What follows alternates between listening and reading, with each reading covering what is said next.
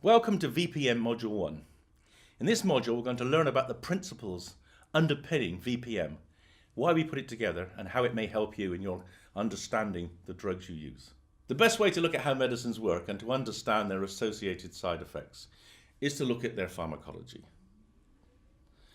The basic pharmacology for psychotropic medicines is quite simple. Almost all drugs bind to one of four types of proteins, enhancing or blocking neurotransmitters that engage with these proteins. Understanding this helps clinicians to make optimal treatment choices.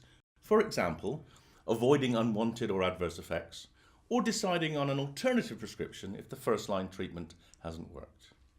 However, current drug group naming doesn't help inform these types of decisions because the name usually refers to the indication, for example, antidepressant, rather than the medicine's pharmacology.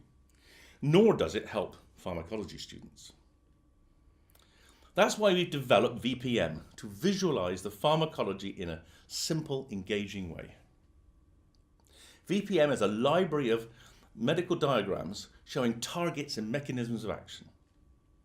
So let's take a closer look at a sample diagram. Here we see at the top the name of the medicine, and the circle around it indicates the mode of action. In this case, the drug is venlafaxine, and the circle is dark blue, indicating it's a transporter-acting drug. As you know, venlafaxine is an inhibitor of both the serotonin and the noradrenaline transporters, with greater action at the serotonin uptake site. So this is first.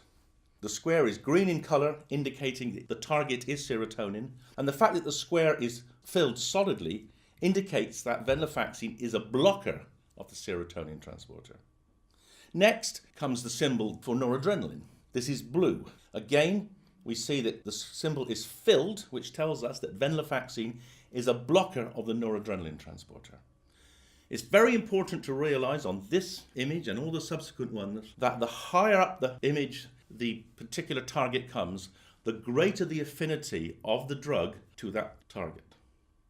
In the next modules, I'll go through some examples of different drugs we use to treat, for instance, depression, psychosis, and other psychiatric disorders.